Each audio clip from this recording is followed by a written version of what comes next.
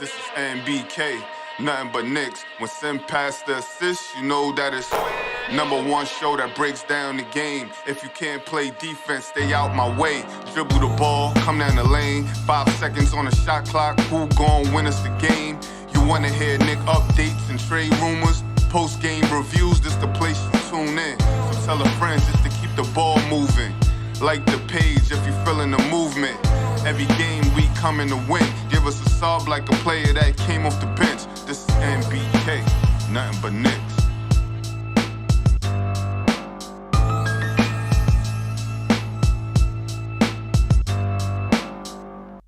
Knicks family, what's poppin'? It's your boy. There we go, ladies and gentlemen. The New York Knicks just clinched the playoffs. What can we say? There you go. Congratulations to all of us, and congratulations to the New York Knicks. They clinched the playoff spot over the Washington Wizards, 118-109. And now they're battling for that 5th seed. And who knows, even possibly the 4th seed if the Cleveland Cavaliers decide they're going to drop a few games. Right now, they are down 56-50 to the Indiana Pacers. You know, if they decide, they want to give up a couple of them, the Knicks may have a chance to move on up the standings. But right now, they are 2 games above, 2.5 games above the Brooklyn Nets, because the Nets won again tonight. Right? So, they're still in the battle. Still in the battle. The Nets are 53-35 on the season. The Knicks are 2.5 games above the Nets. All right. The Knicks 46-33 on the season. The Knicks have won 4 in a row, and the Nets have won 3 in a row. So there we go. Josh, how you feeling, bro? Feel great, Sam. We clinched a playoff spot. That's 2 out of 3 years. For all those people that want to fire Tibbs, there you go. 2 playoff appearances in 3 years as Knicks head coach. So good on him.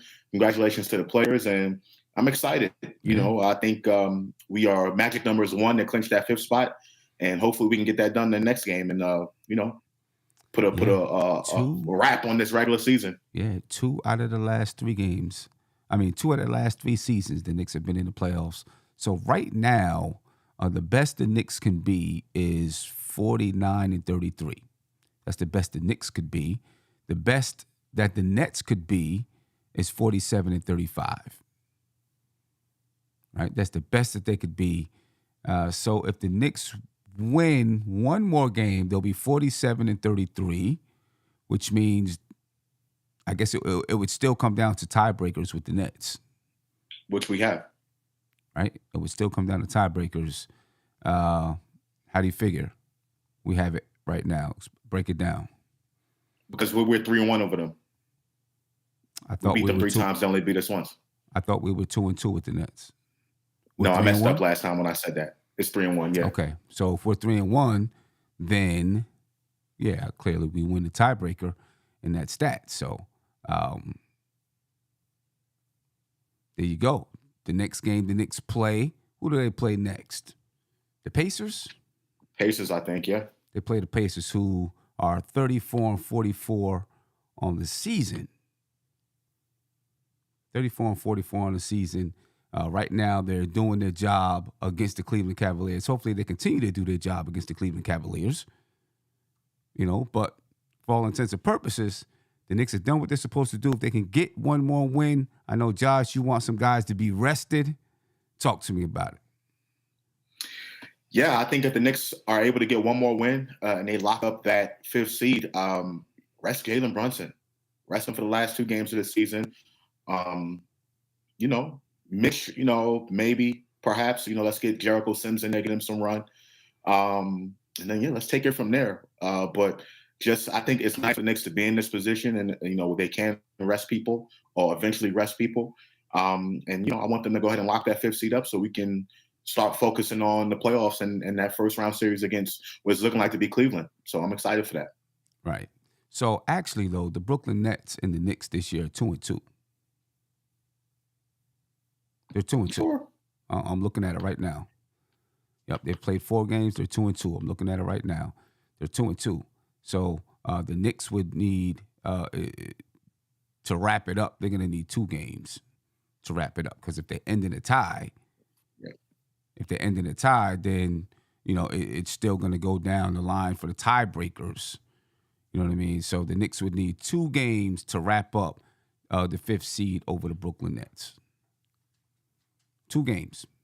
They play the Indiana Pacers next, right? Who knows what that's going to look like, what the Pacers are trying to do. Like we know tonight, the Washington Wizards, the Knicks actually eliminated the Wizards from the play-in tonight. Okay, with the loss tonight. So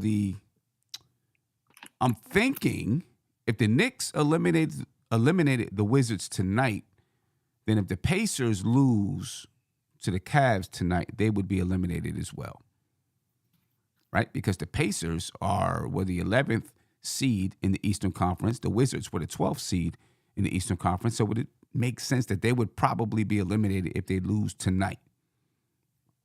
And still, even if they win tonight, they're 4 games below Chicago in that play-in spot.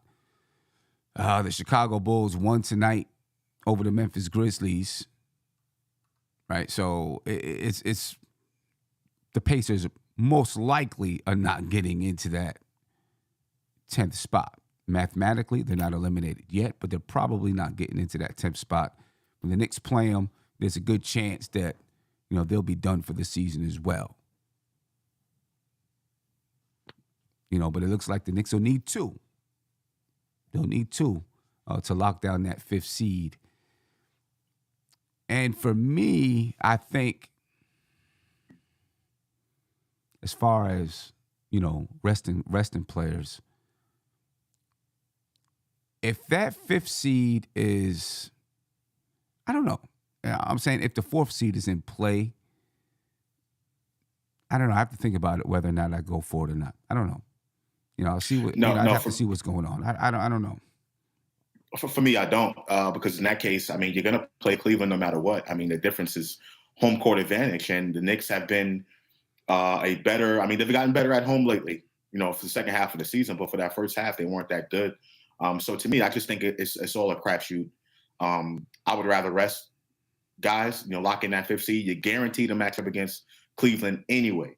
You know what I mean? So we know that. We know we're guaranteed the matchup.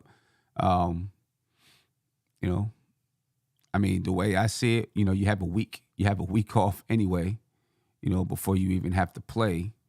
I'd have to think about it. I'd have to see, what we're looking like, what Cleveland is looking like. If it looks like we could get it, I might go for it. And if I know Tom Thibodeau, he'll probably go for it. He'll probably play. I know a few years ago, he kept playing guys until they were mathematically eliminated from the playoffs. Even though it was a long shot that they make it, he said, you know what, we're going to play until mathematically we're done. And he continued to play them.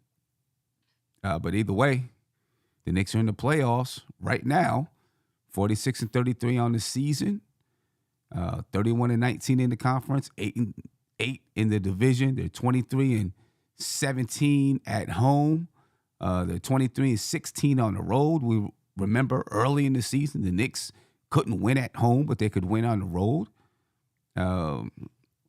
They finally figured it out at home. You know what I mean? And this is what really helped the Knicks to become, a team that's, has a double-digit separation between their win-loss record. You know what I mean? Winning at home. Because they weren't winning at home. There was a point in the season where they had a below 500 record at home. They now got a above 500 record at home and on the road, which I understand you're thinking when you say it doesn't matter if they're 4 or 5 because they play so well on the road. We beat Cleveland at home, already this season. So we've proven that we can win there. You know what I mean? And when you look at the Knicks, ladies and gentlemen, every team that's in the playoffs, they've won against. They've beaten the Celtics. They've beaten the 76ers. They've beaten the Cleveland Cavaliers. They've beaten the Brooklyn Nets. The only team they haven't won against is the Milwaukee Bucks. And they've actually played some close games with the Milwaukee Bucks. You know what I mean? So congratulations to the Knicks for clinching that playoff spot. Let's talk a little bit about the game because it took a little while for the Knicks to, they started off looked like they were playing some pretty tough defense, but the Washington Wizards managed to, withstand that defense in the beginning of the game. And then they started playing very well. For a little bit, it looked like the Knicks, had to remember that they were fighting for that playoff spot. Finally, in the third quarter, they, decided to, really clamp down and take over the basketball game. But 61 points at the half for the Washington Wizards. You know what I mean? Corey Kispert was doing his thing out there. So it looked a little bit scary for a second. As we talked about, the Knicks, had to have a tendency in playing down to the competition. You know what I mean? But, they woke up finally in that third quarter and then took over the game. A really nice 4 20-point scorers in this game. Jalen Brunson with 27 points and 8 assists. Quentin Grimes with 27 points and 5 assists. Emmanuel Quickly, 22 points, 6 rebounds, and 5 assists. Obi Toppin with 21 points and 4 assists. Then you had Mitchell Robinson, who put up a nice stat line, 8 points, 11 rebounds, 4 assists for Mitchell Robinson. You know what I mean? So the Knicks got really good contributions across the board. Talk to me about what you're seeing tonight and how you feel about the Knicks headed to the playoffs. Shocking the world. I wouldn't say all of that. I don't know. When we went back, if we go back, I don't know if you said it, but there were a lot of people who said if the Knicks get that 6th seed, they feel like they shocked the world. I remember having it on a live stream. We were talking about what shocked the world meant. Yeah, I don't know if I said that personally, but I think there was an opportunity or a chance for the Knicks to get a 6th spot. 5th, I didn't think that was possible, but definitely a 6th spot. And I thought this team would be, going back, I thought there would be at least a play-in team, and somewhere around, 7th or 8th or something like that. But they surprised me with that. I wouldn't call it shock in the world. I wouldn't. Yeah, you jumped all over the place this season. You jumped all over the place this season, though. No, I didn't. Yeah, I thought did. the Knicks were mediocre, and then they showed me that they weren't. And I remember you came out and you was like, Sim, you really think this team can be 5 games over 500? I was like, That's yeah. not me jumping all over the place, though. That's different. That's not me jumping all over the place. You were jumping all over the place. So in the beginning of the season, yeah, they're definitely a playing team. Maybe they can get to the 6th seed. Then you're like, you really think this team can be 5 games over 500? You really think they can? And I was like, yeah, I still think they can be. It's like November. That's not me jumping all over. That's not me jumping all over the place. Just me correcting my prediction once, right? But here's what I will say. Here's what I will say about that. And I'm happy the Knicks are in the position that they are. But tonight, I just love the ball movement, man movement. I talk all the time about that. And when this team plays that style of basketball, along with what they get from Julius and Brunson in isolation, they could be dangerous offensively, right? And games where they're not knocking down shots, I think that ball movement, man movement is going to be important for them. So that's why I'm, happy about tonight. Quentin Grimes, my goodness. I mean, listen, he's probably one of my favorite players on the team, I would say. But the reason why he's out there on the floor was because of that catch and shoot, right? His ability to do that in volume catch and shoot.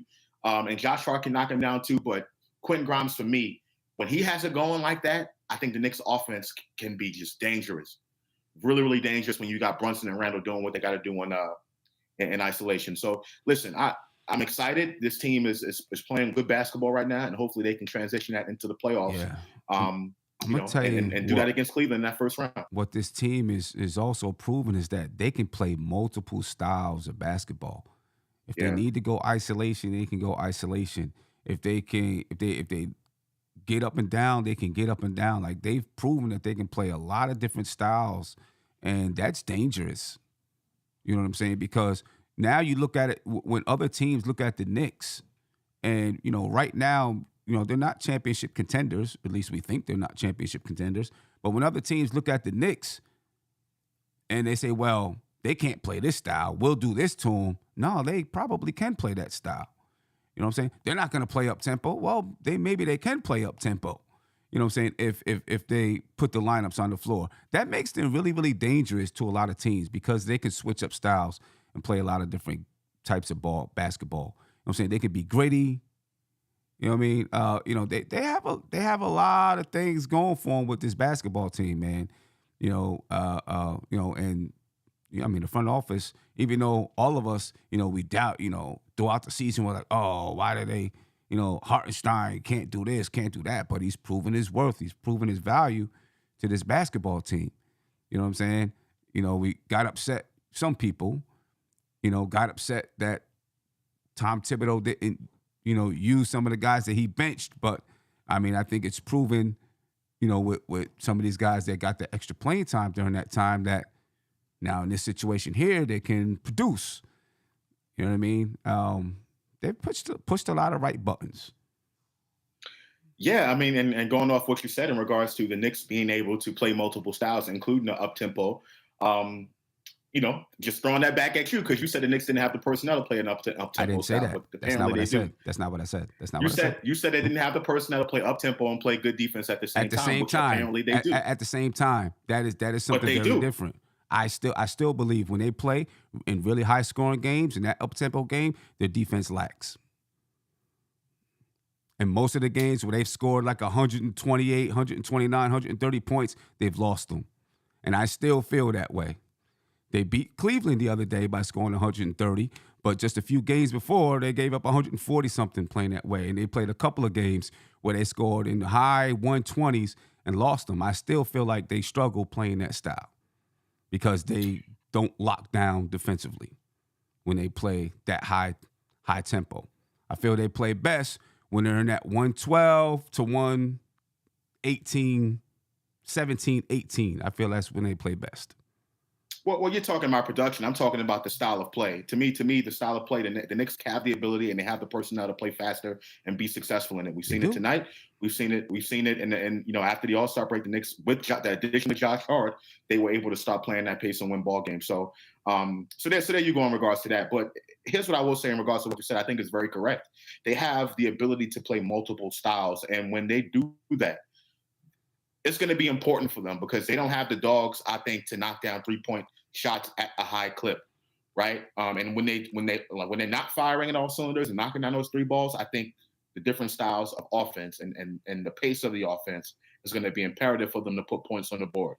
That's what I'm expecting them to happen in the playoffs. If the Knicks, get cold from three, they're going to have to get in transition a little bit more. That's why OB is important in what he does, even though he doesn't give what we want him to give defensively and on the glass. I think having him out there as a change of pace is going to help us and help us put the ball in the hole. Obi played a nice game today with 21 points. Still only one rebound.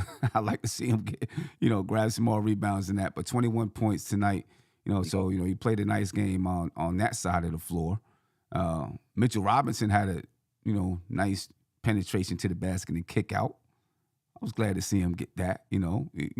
What I mean?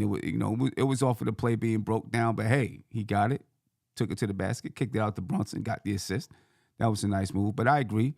Obi Toppin, his change of pace, and hopefully what happens is with him playing these last few games, Tom Thibodeau garners a little bit more confidence in what he can do, at least on that side of the basketball. But obviously, when you get in these playoff games and things start to lock down, you got to be able to play defense and rebound. You know what I mean? You're gonna have to be able to play defensive rebound. But if you get into some games where you need what he does, he's showing you that he'll produce, at least on that side of the ball. I'd like to see these guys be able to get these alley-oops to him on point. You know what I mean? The last few games, we've seen some people. I mean, Emmanuel Quickly's always on point with it for the most part. But, Brunson and Josh Hart and those guys sometimes miss it. But the more he's out there with them, I'm sure they'll pick it up and they'll get it together. Let me get to a phone call here. Caller, you're live. Tell me your name and where you're from, please. Sam at Spree, what's going on? What's going on with you, Spree? How you feeling? I feel good. I'm proud of them. I want to win in the playoffs, man. That's why I'm not trying to get too excited. Like, obviously, don't get me wrong. Like, anytime we make the playoffs with where we've been, we should be happy about it. And yes, I was one of those people to be top 6. That's a meaningful thing. I'm not taking away. Sam, I want to win in the playoffs, man. I don't want to come here on this show and lose in the first round. I want to win. I want to make noise. Well, I mean, listen, we got to take the steps, and I think we took the first steps to getting that done, right? We didn't back into a playoff spot. We clinched it ourselves. Now, you know what I mean? Hopefully we can clinch a 5th seed, at the very least. So we're taking those steps, and then obviously you get the week off, and then you get into the playoffs, and you got to win in the playoffs. I mean, you got to be able to get it done. Let me ask you this question about Cleveland, because that's who we're playing. So Donovan Mitchell's a great player. He's going to get his. What do you think will give the Knicks the best chance to beat Cleveland? Because I don't put much stock in the regular season when we play it. Rebounding, hitting the glass. Right? The Knicks know that they can score the basketball. Rebounding and hitting the glass. Defense and hitting the glass. Said, that's there you go. Defense and hitting the glass, not rebounding and hitting the glass. Defense and hitting the glass. If I could add, what up, Spree? So you think Mitch has to have a big series? Yes, because Jared Allen's going to be back, most likely, right? What was his issue? What was his injury? I'm not exactly sure, but I'm expecting that he's going to be back in the playoffs. And so you got 2 big guys there, Jared Allen and Evan Mobley, that can both hit the glass. So the Knicks are going to have a concerted effort to get on the glass, and then obviously defense, right? Being able to defend Donovan Mitchell, Darius Garland, sometimes Evan Mobley, where he can score, and then other people that they have that can put up points. We gotta be with it on the defensive side of the ball, in my opinion. Have we been a better rebounding team than Cleveland? Do you think is that a true statement? I believe that I'm saying that? In the games that we've played, I believe we've been a better rebounding team. But each team has had injuries when we played as well. True. You know what I mean? So it's hard to say. I think Jared Allen probably played against the Knicks twice this season. Okay. I think. No, I agree with that. I agree with you on the rebounding. That's fair. I mean, one other thing. Do you think it's fair? I don't know what's going to be with Randall. I'm hoping he plays. I think the game slows down, and I believe in Randall, and I think he's learned how to make the right plays and get off of it, but we need his 25 and 10. That's just me. Some people can hate, but that's fine. I know what Julius Randle is. Do you trust these? Okay. Do you trust Quickly, and do you trust RJ making right reads? Like, are you at that point with those guys? How are you feeling about those 2 going into the playoffs? I mean, I trust Quickly. I really do. I trust Quickly in the things that he's doing. You know what I mean? I think he's our 3rd best player right now on his basketball team. Agree. He's not afraid of the moment.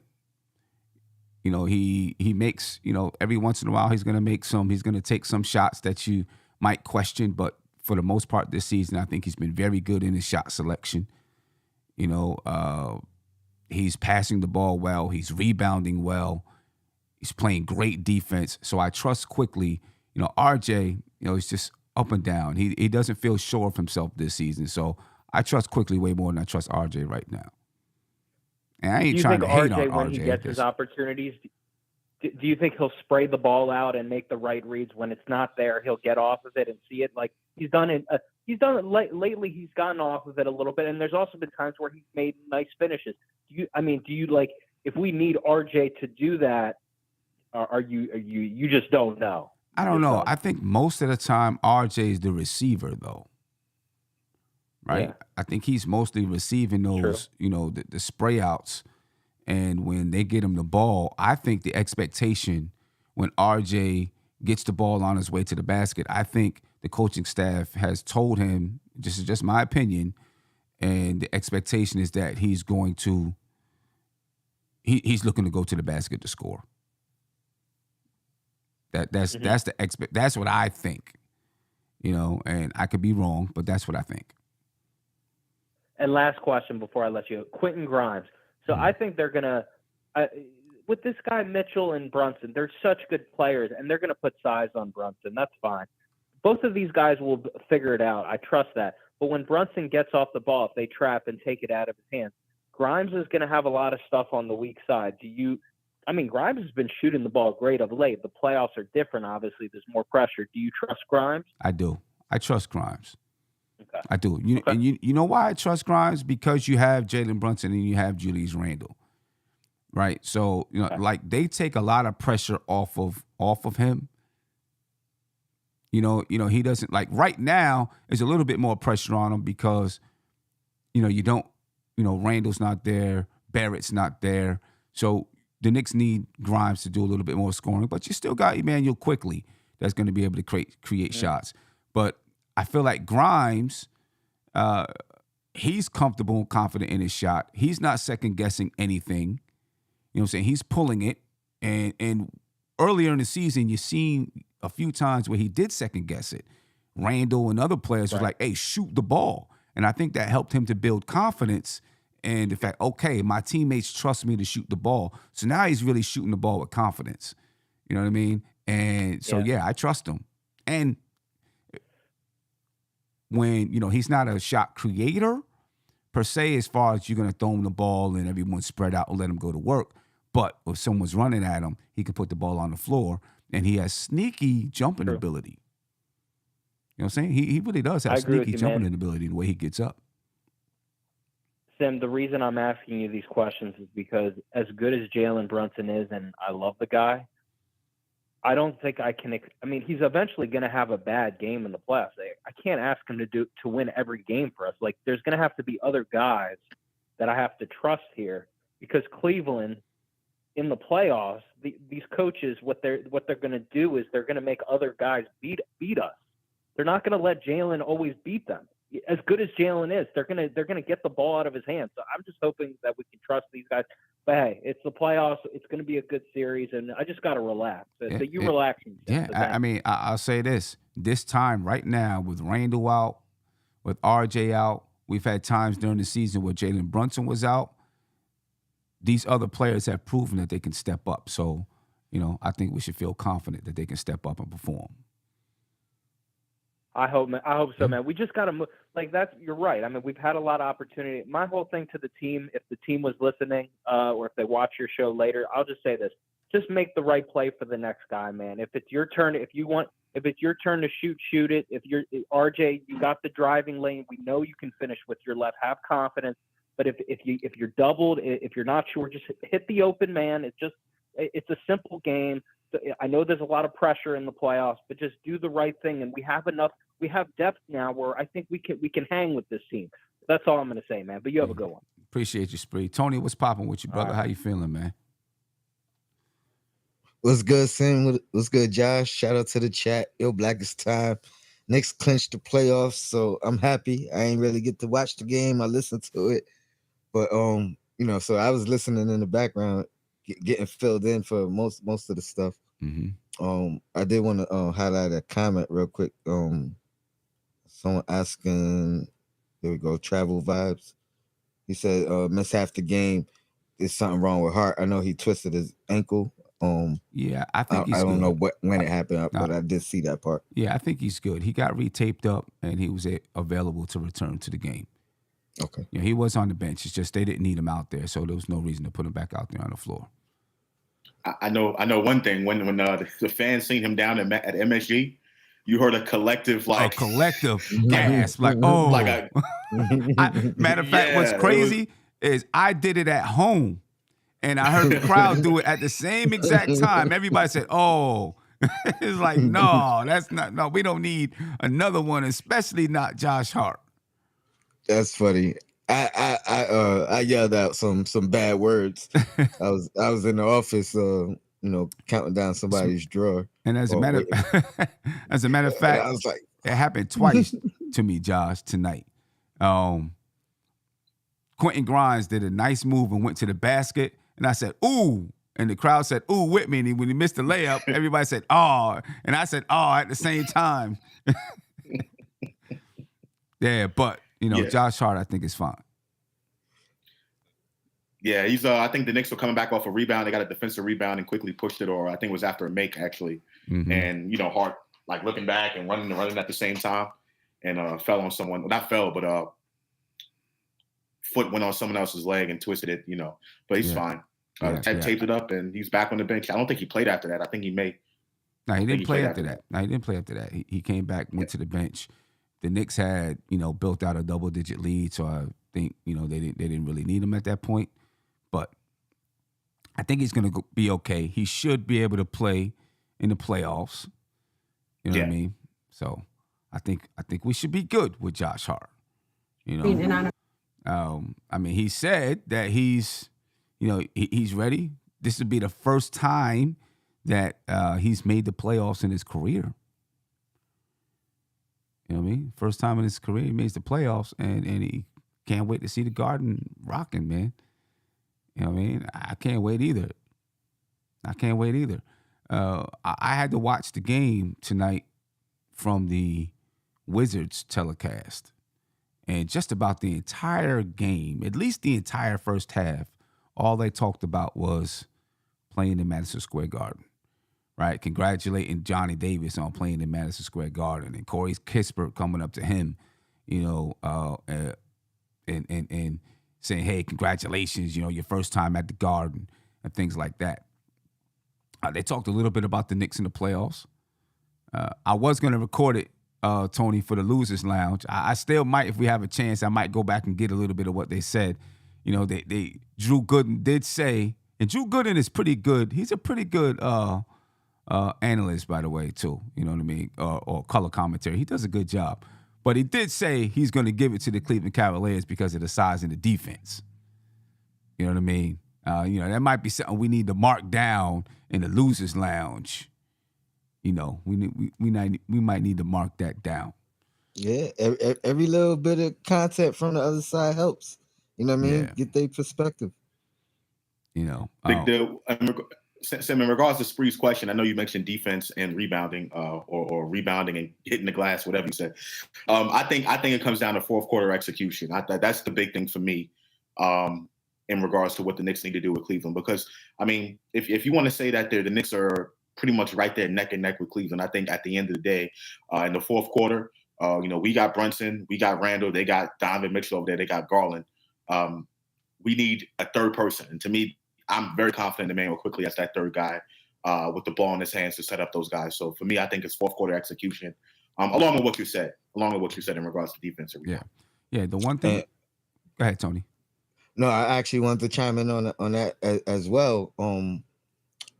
I think, I believe in Quickly. I believe in Brunson. I think Brunson and Mitchell will kind of even each other out. Quickly has the ability offensively to even out with Garland as well. So, and this is assuming Randall's going to miss some games. I think it's really the X factors. I think it's like Grimes actually continuing this streak that he's on now, this stretch that he's on now. If Grimes is going to shoot the way he's shooting, I think that's an X factor right now. Remember, this is relatively new for Grimes. He's on this stretch now, but he was missing a lot of open shots throughout the year, and now he's starting to knock those down. So I think he's really the X factor. Assuming Quickly's going to be who he's been, Brunson's going to be who he's been. Obviously, if we got Randall, we know what we got with him as well. So I think it's like the X factors who could step up and surprise the team, if you will. Yeah, I think that. I agree with you, but I think I don't even know if it's stepping up anymore when we're talking about Grimes and Quickly. You know what I mean? Right. They're producing right now. They're getting more shot attempts and they're having the ball in their hands more because Randall and R.J. Barrett is out. So the ball is in their hands a little bit more. At least with Quickly, the ball is in his hands more. And then Grimes is maybe getting a few more kickouts, maybe getting the same number of kickouts, but he's feeling confident in knocking the shots down. But I think we know what they're gonna bring. You know what I mean? Now, I guess the only thing you can look at is, you know what I mean, someone like, I think Josh Hart is built for the moment. Quentin Grimes, This would be his first playoff experience. You know what I'm saying? I think Quickly and Mitch and RJ, Obi, right? All of those guys. I mean, Well, not Mitch. Not Mitch. He didn't play. All of those guys had been there, and at least understand the atmosphere a little bit. You know what I mean? Even though the Knicks weren't successful, at least understand it a little bit. So they have that in their recent memory that they can draw upon. So I think that's a good thing. You know what I mean? And I think that they'll be able to use that to help them to produce when it gets into the playoffs. Quentin Grimes, it's going to be a learning experience for him, but because there's so many other people to rely on this basketball team, I don't think he's going to have a problem. I think he's going to be okay. Obviously, the defense is tightened up. The preparation is way better because you have more time to prepare for one team. The Knicks and Cavs have played each other a bunch of times during the season. They've played each other recently. So, both coaching staffs right now and scouts and video scouts and all of that, they're doing breakdowns on each other. You know what I mean? And when that week is off,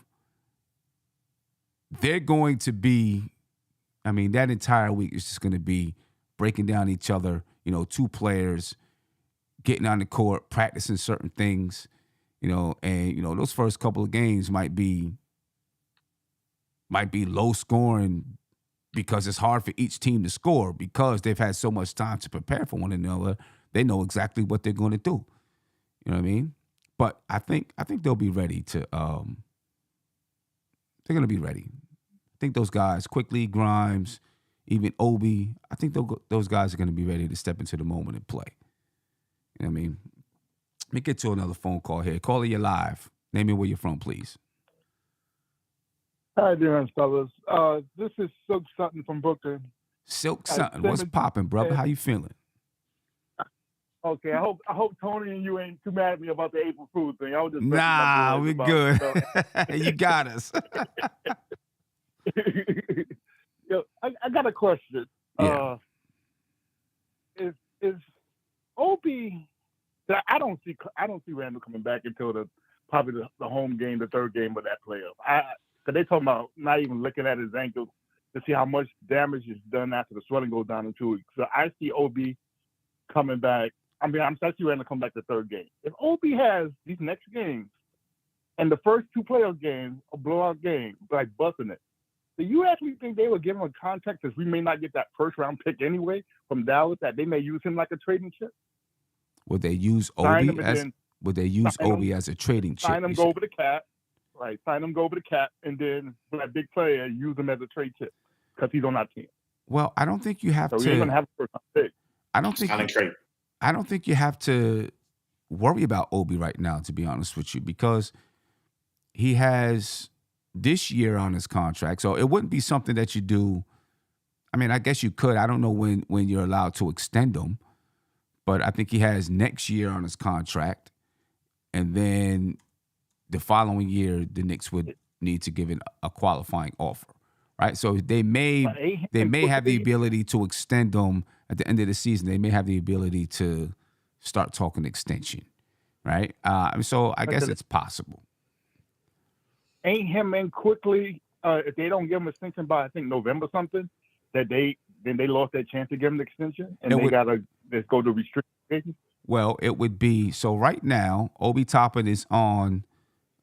He's on the books for a guaranteed $6.8 million for 23-24. They picked up the option early in the season for both Quickly and Obi. And then Quickly is on the he's on the roster. He's on the books in 23-24 for $4.1 million. And then there's a qualifying offer in 2024-2025. Right? So the Knicks could extend them, before it even gets to where they've got to make a qualifying offer or anything like that. They could extend them. They could choose to wait until the end of the season and give a qualifying offer or not give the qualifying offer. There's multiple things that they could do. You know what I mean? Okay, because I'm thinking basically because Dallas is messing up our whole first round draft pick this year in the draft. But I'm thinking if we ain't got to pay a first round draft pick money, and we may just use that money for Obi, Quick, and Hart, and a big trade come on, at least we got them on contract that we can use that money for the to make the money work. So because we're gonna get rid of Fournier and Rose, that money's coming off. So we're gonna have that extra money there to play with. Well, Fournier is still on the books for next year. Derrick Rose's money will be coming off for next year, right? And Josh Hart, they have a player option. It's a weird type of scenario, but right now it's $12.9 million. So at this moment, with everyone that the Knicks have on the roster, and this does not include Derrick Rose, and does include Evan Fournier, right? The Knicks, they owe 148 just about 149 million. Okay, that's what their salary cap would be next season. That's without Derrick Rose. So but don't we still got that Milwaukee 31st pick, 31st pick in the first round from Milwaukee? That's like 2000. If somebody, yeah, that's like 2020. I know, but that's like 2025 though. Oh, that's not next year. Oh, okay. No, that's not next year. I thought that was next year. Yeah, it's like 2025. Okay. So you know the Knicks have a little bit of time. Go ahead. Now I just need Obi to get some rebounds against Cleveland because I know that's what we're gonna need. We're gonna need him to get some boards in that playoff game until Randall get back. Yeah. I mean, the Knicks have been so far the past couple of games. They've done okay on the boards. They won the battle of the boards today. You know, because they do have a lot of guys that can hit the glass. Hartenstein can hit the glass. Mitchell Robinson can hit the glass. R.J. Barrett does well on the glass. Emmanuel Quickly does good for a guard on the glass. Josh Hart. They got some guys that can hit the glass, but, you know, I would like to see Obi hit the glass too. 2 rebounds in 2 games. Yeah. You know, that's tough. But I got to give it to him. Running out is good. Yeah. Running out is good, but we're going to playoff going to slow down, and Allen going to be back helping on the glass. So he's going to be fighting with Mitch. So we need Obi to at least give us four rebounds a game. I don't want him. I don't expect no 8 from him, but at least give us 4. Yeah, I hear you, but hey, Obi played well today, man. You got to give it to him. Obi played. Yeah, he played a good basketball game today. And he's doing the fast pace, that block shot, and then the little finish on the other end. Yeah, I see he's trying to take it a little bit one-on-one, a little more often, not just sitting out there like he Curry waiting for a pass to get shot for a 3-ball. He's doing good. Yep, he did a little more going off the dribble today.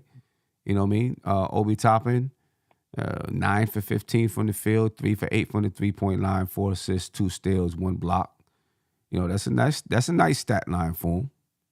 I'd like to see more rebounds, but that's a nice stat line. Did they ever say what the illness was with Barrett? Is it a COVID or we really don't know? It's not COVID. It's an illness, but it's not COVID. Derrick Rose also has an illness, so maybe they have the same illness. Oh, okay. Flu thing come around. Summer flu. Okay. Yeah, something like that. All right. Something like that. All right, fellas. All right. Appreciate you, my man. Have a good one. All right. Tim, I believe for early in the season, the Knicks had to make a decision on whether they wanted to pick up the option for Obi next season, and I think they did early in the season this year. So Obi's on the books for next year, guaranteed. Yeah, he's guaranteed. Yeah, he said that. Yeah, he's guaranteed for next year, right? Like $6.8 million or something like that, and Emmanuel Quickly is guaranteed for $4.1 million for next year. And then after that is when, you know, those options, you know, next year, I mean, not next year, the year after that is when that qualifying offer is. But let's hear. Obi. For IQ, it's going to be the same thing like Obi. Yeah, for Obi and IQ. The Knicks would have to, for 24-25 is when, you know, they'd have to make a decision about a qualifying offer or whatever they're going to do. You know, so they have some time with those guys, you know.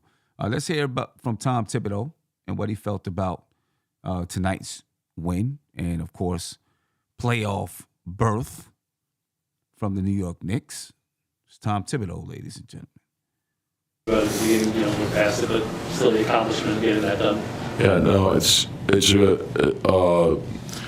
a great accomplishment because it's one of the goals, one of several, and it's the next step along the way. So keep going, and that's where the focus is. We know how important the next game is, so get ready for Indiana, but just keep checking the boxes as we go. And so be ready to play every night. Hopefully we can learn from this game. I thought, Washington came out, played great, and they had us on our heels. So, we can't go into a game and try to outscore somebody. We got to play great defense, particularly with being shorthanded right now. So, but I thought the second half was much better. Ball pressure was a lot better, and I thought playing off the pass was a lot better. And so we scored, and they did a very good job of trapping us.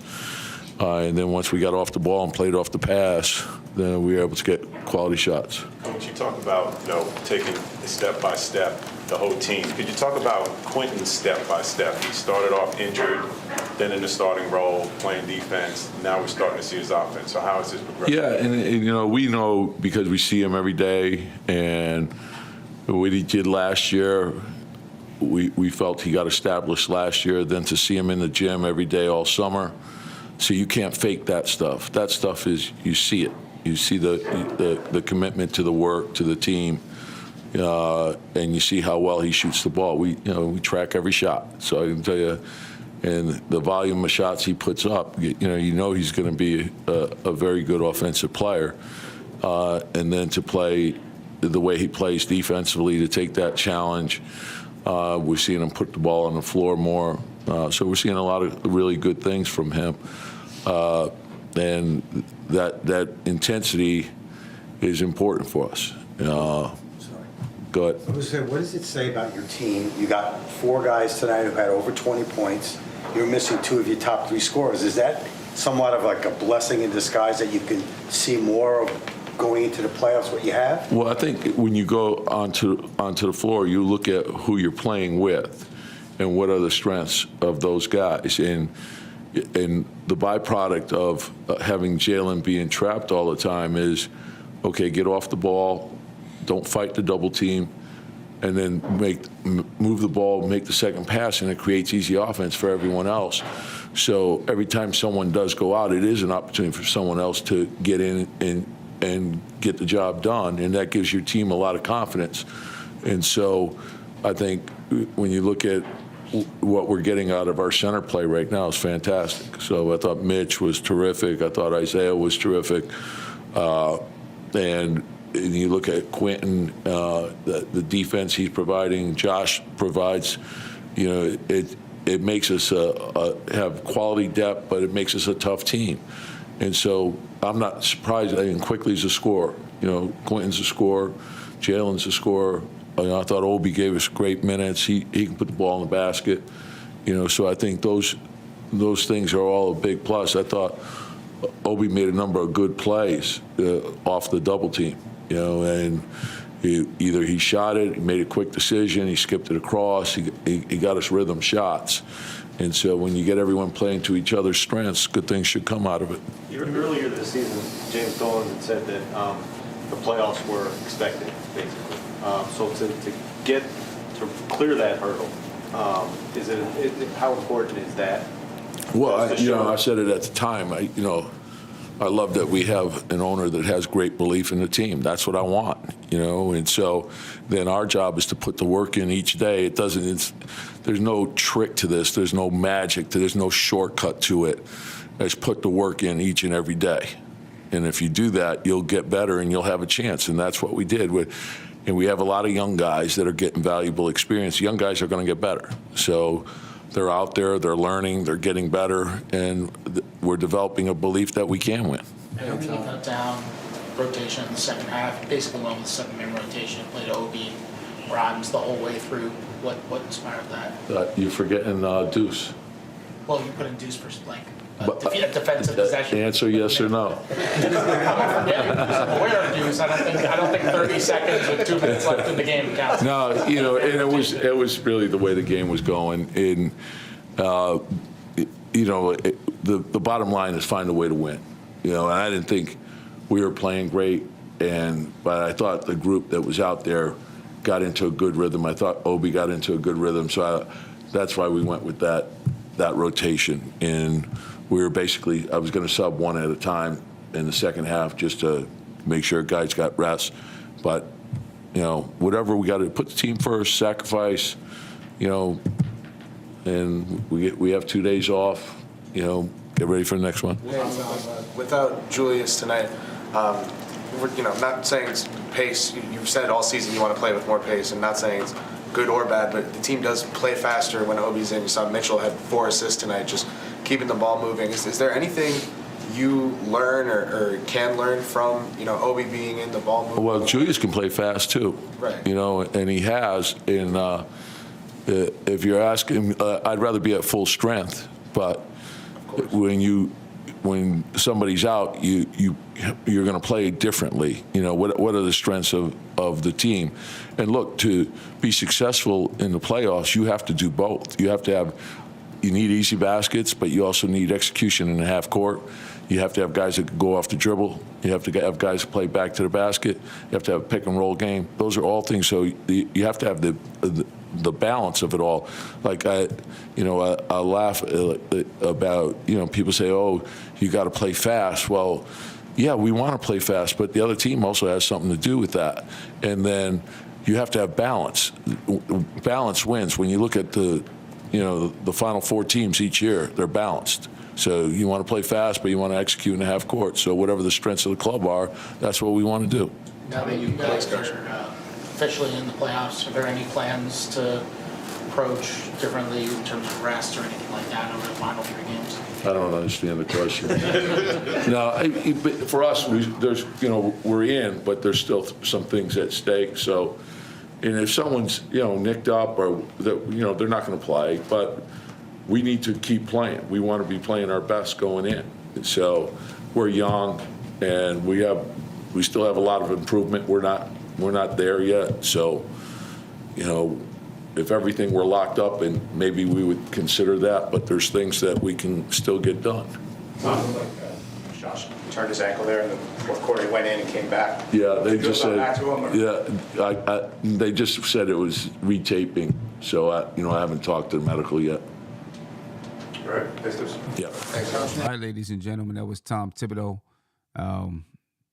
You realize that he quickly tried to quell anything that might remotely allude to, do you think you play better with Obi out there rather than Julius Randle, right?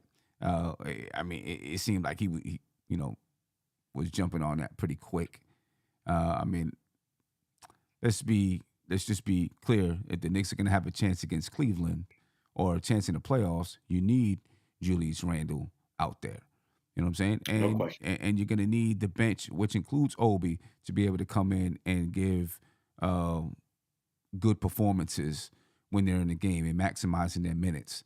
You know what I mean? The Knicks need everybody to be out there, everyone that's playing to be out there and perform at a high level. So, but I think, he did it real quick, right? Real quick. He rarely mentions players' names, but, that time he definitely did.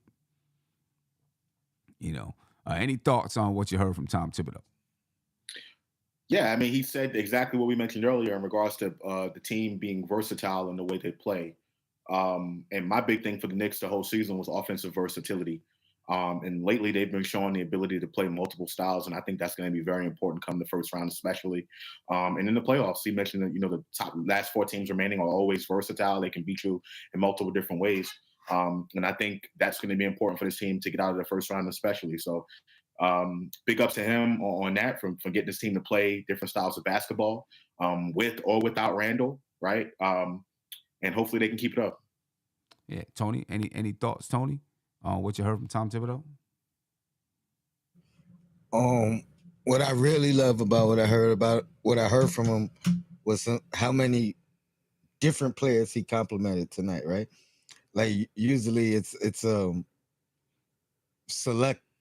I think it's selective how he words things and what he says when he's complimenting his team or the players individually. But I heard 3 phenomenals for 3 different players. You know what I mean? Like like everybody got their due credit for stepping up in the moment. And then even with him, throwing Deuce in there, which I maybe I misunderstood that part, but you know what I mean? Just saying, no, don't forget Deuce either. You know what I mean? Like he's really he really enjoys this team. You know what I mean? Like the whole squad. Yeah, no doubt about that. He does. He really does enjoy this team.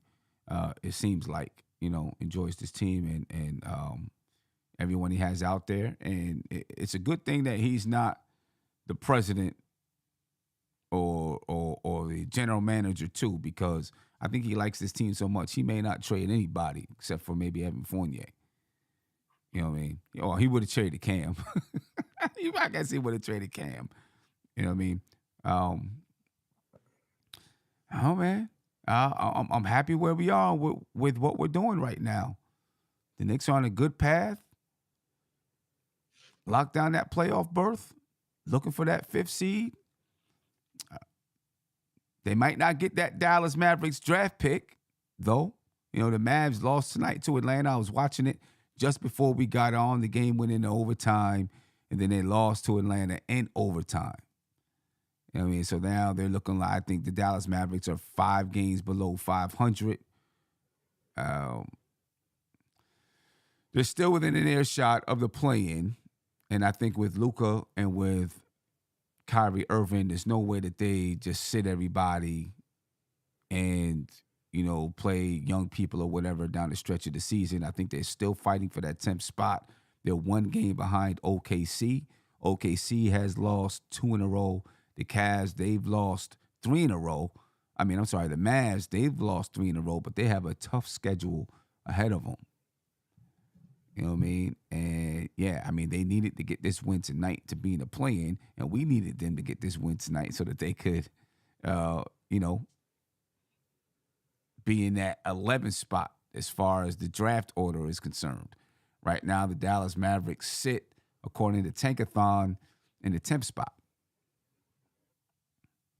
1 game above Oklahoma City for that 11th spot. So we're watching that as well. See if the Knicks are going to have a draft pick in this year's draft. But I don't know. We'll see how that goes. But ladies and gentlemen, we're going to get out of here so we can get ready for the Losers Lounge. All right, Losers Lounge at 10:30. Right?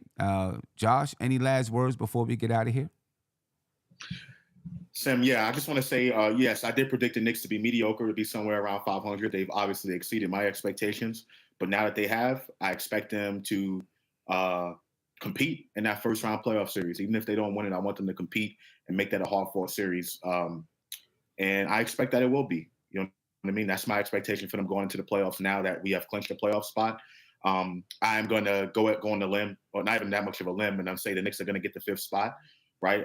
It will take 2 Brooklyn losses or 2 Knicks wins or a combination of 1 and 1 and 1. Right. 1 and 1 to get that 5th spot. So my expectations for the Knicks to compete and make that first round series extremely tough, right, for Cleveland. And that's how I expect it to be. So that's what I'm looking forward to now. The rest of the regular season, like I said, my expectations, they're going to take care of the 5th seed. I'm already looking at the playoffs in that first round matchup. So that's what I'm going to do personally. Yeah. Okay. Tony? First off, shout out to the chat. Hit that thumbs up for Josh owning up to his mistake and keeping it 100. You know what I mean? I salute you for that, Josh. You know what I mean? That's grown man stuff.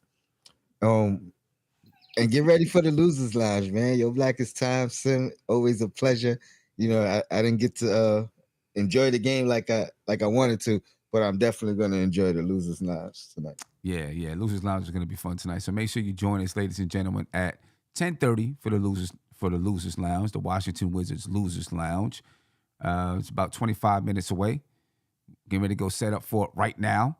And as a matter of fact, you can jump into the chat because as soon as we close out of here and we end the stream, it's going to take you right over to the Losers Lounge. So make sure you join us. All right. Ladies and gentlemen, we're out of here. Big shout out to the Knicks for clinching that playoff berth. See what we can do, ladies and gentlemen. We're out. Peace. This is NBK, nothing but Knicks. When Sim passed the assist, you know that it's #1 show that breaks down the game. If you can't play defense, stay out my way. Dribble the ball, come down the lane. 5 seconds on the shot clock, who gon' win us the game? You wanna hear Nick updates and trade rumors? Postgame reviews, this the place you tune in. So tell a friend just to keep the ball moving. Like the page if you feeling the movement. Every game we coming to win. Give us a sub like a player that came off the bench. This is NBK, nothing but Nick.